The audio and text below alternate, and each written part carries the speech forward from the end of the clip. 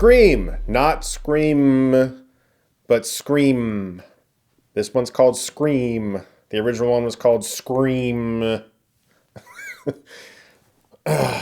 Scream 5, as I'm going to call it, because that's what it is directed by the people who made Ready or Not, which was a lot of fun. And this film stars some of the original cast and a bunch of new people too. 25 years after the original series of murders in Woodsboro, a new killer emerges and Sidney Prescott must return to uncover the truth. But before we get into the review, I do want to give a special thank you to the sponsor for this video, HelloFresh. My wife and I have been getting HelloFresh meals for many months, and we love it. The average trip to the grocery store takes about 40 minutes. With HelloFresh, you can skip those trips and get everything you need to make chef-curated meals delivered right to your door. HelloFresh can help with 50 weekly menu and market items to choose from, so that you can think less about what's for dinner and more about achieving your goals. With calorie-smart and carb-smart recipes, you can indulge in delicious meals without the worries. They have vegetarian, calorie-smart, and gourmet options with tons of variety in each one. My wife introduced me to HelloFresh because she loved it, and I now love it too. We cook with it all the time. Since we have 2 kids, we can't always plan meals very well, and it's really helpful to be able to have something delivered to your door with extremely easy to follow and simple instructions, and they are always extremely delicious. So use my link or go to HelloFresh.com and use the code POG-STUCK16 for up to 16 free meals plus 3 surprise gifts across 6 HelloFresh boxes, plus free shipping. The gifts include free appetizers, free desserts, and free premium recipes. Check out that link in the description below. Thank you so much to HelloFresh for sponsoring this video. Let's keep talking about Scream 5. I'm a huge fan of the Scream movies. The original Scream was one of the earliest slashers I ever saw. There was an influx of slashers in the 90s thanks to Kevin Williamson, who wrote Scream, as well as I Know What You Did Last Summer, and The Faculty, and some other films as well.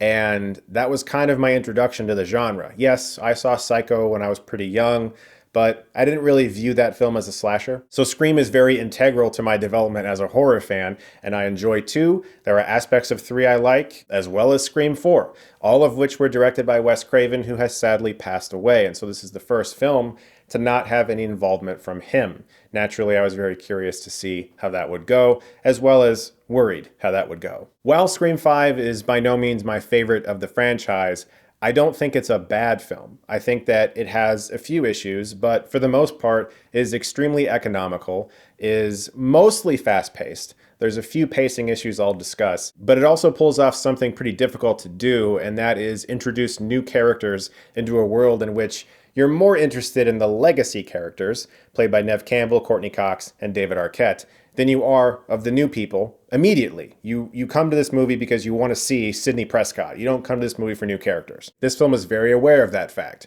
Just like every Scream movie, it's very self-referential. It talks about the way Hollywood has its rebootquels, as I like to call them, where they have legacy characters come in to guide new characters into some new potential path for the franchise. We've seen that in Force Awakens, and they reference that, just like all the other movies do. One of the best things about the Scream franchise is that it is incredibly self-aware. It knows exactly what its place is, even though it's still doing all of the things that it's kind of poking fun at. So you don't really take Scream movies that seriously. They're meant to be fun times for horror fans, and Scream 5 is mostly that, although I do have a few things about the film that bug me. But first, the positives. These directors are not trying to do anything to outshine Wes Craven or to be better than Wes Craven. They are very comfortable following in his footsteps and sort of revering him, as they should. Despite what Craven thought of himself and his position as a horror god, he was one, even though he didn't like to think of himself that way. I recommend reading the book Wes Craven, The Man and His Nightmares. You'll learn a lot about him and how he viewed himself as a horror filmmaker, something he often wanted to break out of, and occasionally did with a handful of movies that weren't horror. And this film is wise to not try to best him or one-up him. In a way, you could watch this movie and it feels as if Wes Craven made it. It has that kind of economical, studio-based feel. Although, there's about 15 to 20 minutes during the second act that felt like it slowed down. And that's something that never happened in a Wes Craven movie. Yeah, sure, there were a few movies that he made that weren't amazing, but there's one thing you could always say about a Wes Craven movie, and that is that it was incredibly well paced. I mean, look at Red Eye. That movie's like 80 minutes long or something, and it feels like it's an hour. Or People Under the Stairs. Like, from the very beginning, that movie is happening. He had no fat in his movies. He was so economical when it came to pacing. Scream 5 is not as well paced as the other four. There's moments where it drags a bit. There's times where characters show up and it feels like they're there because we love them and they're great and I want to see those characters in the movie, but what are they really doing in this movie besides being the legacy characters? The one person in this movie I can't say that about is David Arquette as Dewey.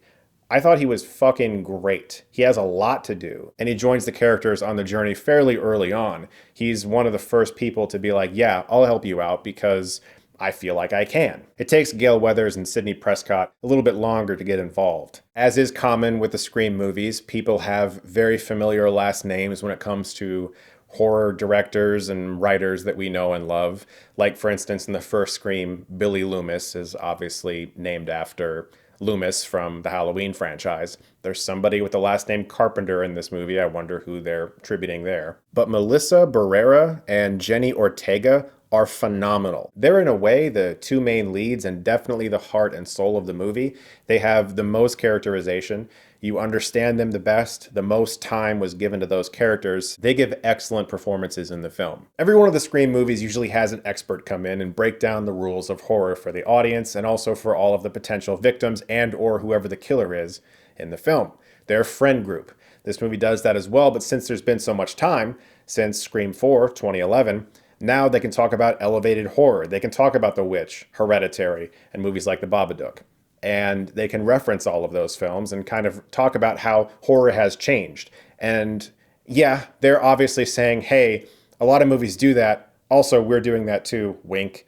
And you can kind of get away with things when you present that to the audience. But all of the Scream movies do that, so it didn't bother me. In fact, it would be weird if this movie didn't do that. I would say my biggest issue with Scream 5 is that it's just not quite fun enough. Hollywood lately has become very afraid of horror comedies. You don't see too many of them. The Scream movies, you wouldn't exactly say they're a horror comedy, like, say, something like Tucker and Dale versus Evil, but they kind of are. They're like horror satires, and this movie isn't quite as funny as the others. It's a little more serious. And I would have liked to have seen the characters that are making so many self-referential jokes about horror movies address that. Address that Hollywood is less likely to greenlight a horror comedy nowadays. And that movies like the other Stab movies have to be taken more seriously now and be seen a little more serious than they used to. Not that the film doesn't have jokes, it definitely does. It's just not quite as fun as Craven's four other films. And Wes Craven's ability to make just about anything move fast is sorely missed, and he will forever be missed, but I do think they did a pretty good job. I'll be very curious to see what people think of this film. I hope you guys see it and that you have a really good time at the theater. Thank you so much, as always, for watching. Look forward to more videos very soon. And if you like this, you can click right here and get Stuckmanized.